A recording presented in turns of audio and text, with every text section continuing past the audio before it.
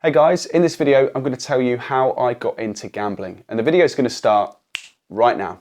Welcome to the video. If you haven't already, please do subscribe to the Invisible Addiction YouTube channel for more podcasts and vlogs investigating problem gambling.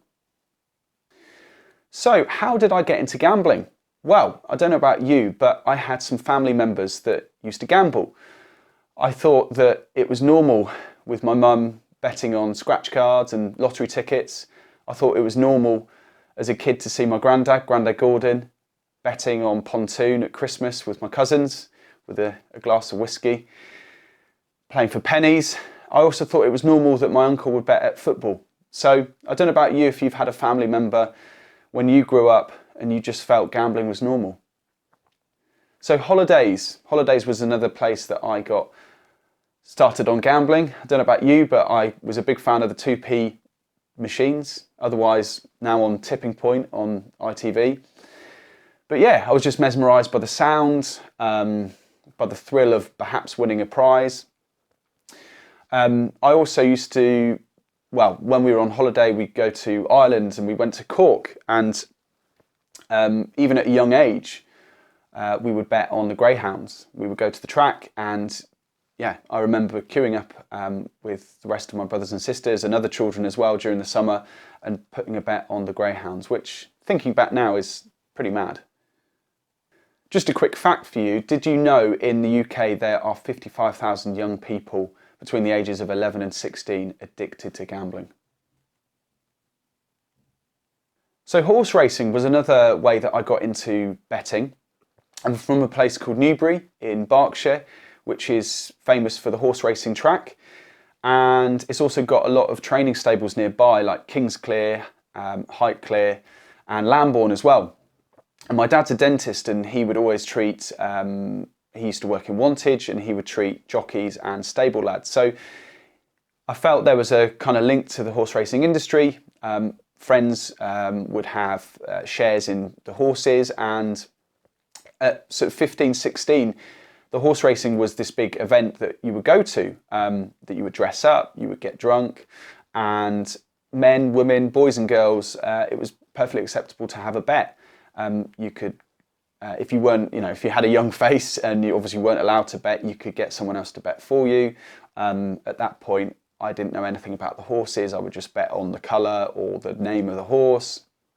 Of course, it's a good day out. It's a social event. For Newbury, the local economy, it was very good. It was a very busy day. All the restaurants were busy, and there was this kind of hustle and bustle. So that was another way that I got into gambling.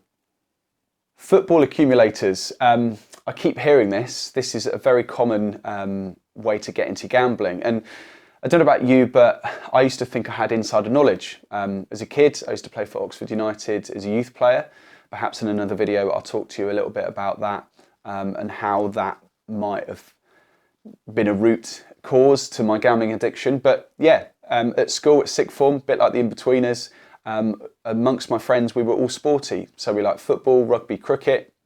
And I suppose this kind of peer pressure, you felt that you had this knowledge to make a bet on the football accumulators. So I remember, yeah, during a free period at sixth form, we would go in our beaten up cars, and yeah, we would head into the bookies. And that was my first time going in to place a bet at the bookies. Like I say, you would get your football accumulator, get your words out, betting slip, and you would fill it in. Obviously going into a bookies at that stage, I felt kind of manly. Everyone else was doing it, all my friends were doing it, so why not? Other friends, when we just turned 18, were betting on fruit machines in pubs. So it was just like this kind of rite of passage. It just felt like I was kind of becoming a man, as it were. It was also fascinating, obviously with all the TV screens, with the horse racing going on, and all the bets and the commentary as well. So it was kind of this excitement as well.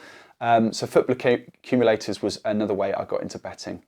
And the final way that I got into betting was the roulette machine, that I'll come on to in future vlogs, but that was like an instant fix, an instant hook. My friend was gambling in the corner. I thought it was a fruit machine, or he was just checking the odds or something.